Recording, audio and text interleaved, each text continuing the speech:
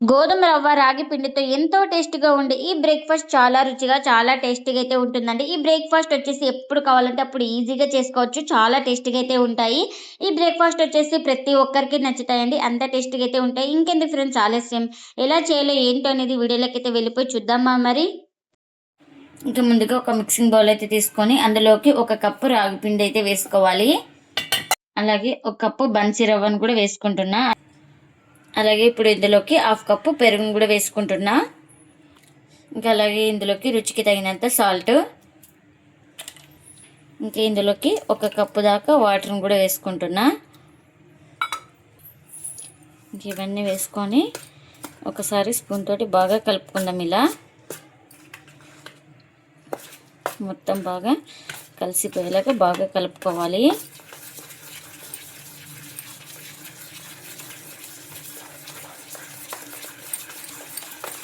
ఇక్కడ ఉండలు లేకుండా బాగా కలుపుకోవాలి ఒక నిమిషం పాటు ఇలా.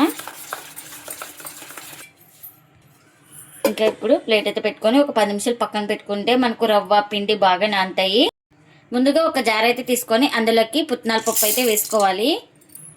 అలాగే ఒక 2 స్పూన్ల దాకా పల్లీలు కూడా వేసుకుంటున్నా. ఇంకా ఇందులోకి రుచికి తగినంత సాల్ట్. ఇంకా నేను ఇక్కడ మిర్చి ప్లేస్లో కారం అయితే వేస్తున్నాను. మీరు కావాలంటే మిర్చి కూడా వేసుకోవచ్చు. ఇంకా ఇందులోకి కాస్త పుదీనా కూడా వేసుకుంటున్నా. ఇంకా గ్రైండ్ చేసుకోవడానికి కాస్త వాటర్ కూడా వేసుకొని ఇంకా మూత పెట్టుకొని గ్రైండ్ చేసుకోవాలి. ఇంకా గ్రైండ్ చేసుకున్న చట్నీని ఒక మిక్సింగ్ బౌల్లోకి అయితే తీసుకోవాలి. ఇంకా ఈ చట్నీకి పోపు కూడా పెట్టేసుకున్నాను. ఆ పోపును కూడా ఈ చట్నీలోకి అయితే వేసుకుంటున్నా. ఇంకా మనకు చట్నీ అయితే రెడీ అయిపోయింది. ఇంకా నేను ఇక్కడ ఒక పెద్ద సైజ్ క్యారెట్ అయితే తురుముకున్నానండి. ఇంకా ఇప్పుడు ఇందులోకి రుచికి తగినంత సాల్ట్, అలాగే ఒక హాఫ్ టీ స్పూన్ దాకా ధనియాల పొడి, అలాగే ఒక పావు టీ స్పూన్ దాకా కారం, ఇంకా ఇందులోకి ఒక పావు టీ స్పూన్ దాకా వేయించుకున్న జీలకర్ర పొడి కూడా వేసుకుంటున్నా. ఇంకా ఇవన్నీ ఒకసారి స్పూన్ తోటి ఇలా బాగా కలుపుకుందాం. ఈ క్యారెట్కి బాగా మసాలాలు పట్టేలాగా బాగా ఇలా కలుపుకోవాలి. ఇంకా ఇప్పుడు దీన్ని పక్కన పెట్టేసుకుందాం. ఇంకా నేను ఇక్కడ 4 ఒకే సైజు బౌల్స్ అయితే తీసుకున్నానండి, చిన్న చిన్న కప్పులు. ఇప్పుడు దీనికి మనం ఆయిల్ అయితే అప్లై చేసుకోవాలి. ఇలా మొత్తం ఇలా గిన్నె మొత్తం అప్లై చేసుకోవాలి. ఇక్కడ చూపిస్తున్నాను కదా, ఇలా బ్రష్ తోటి కానీ చేయితోటి కానీ ఇలా మొత్తం అప్లై చేసుకోవాలి. ఇలా మొత్తం ఆయిల్ అప్లై చేసుకున్న తర్వాత ఇంకా వీటిని పక్కన పెట్టేసుకుందాం. ఇంక ఇప్పుడు ఒక 10 నిమిషాల తర్వాత అయితే చూడండి, ఇంకా మనకు రవ్వ అలాగే పిండి బాగా నానింది. ఒకసారి స్పూన్ తోటి కలుపుకుందాం. ఇంకా ఇప్పుడు ఇందులోకి ఒక పావు టీ స్పూన్ దాకా వంట సోడాను కూడా వేసుకుంటున్నా. ఇంకా కొంచెం వాటర్ని కూడా వేసుకుంటున్నాను.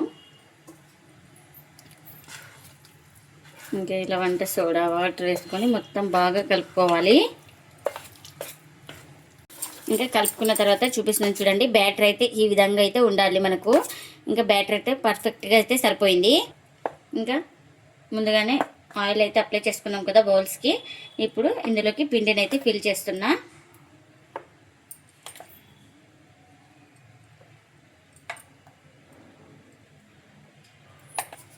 ఇంకా ఇప్పుడు ఇందులోకి స్టఫింగ్ అయితే రెడీ చేసుకున్నాం కదా, ఈ క్యారెట్ని అయితే ఇలా పెట్టేసుకోవాలి. ఒక్కొక్క స్పూన్ దాకా వేసుకోవాలి. ఇలా క్యారెట్ స్టఫింగ్ పెట్టుకున్న తర్వాత మళ్ళీ ఇలా పైన పిండి అయితే వేసుకోవాలి.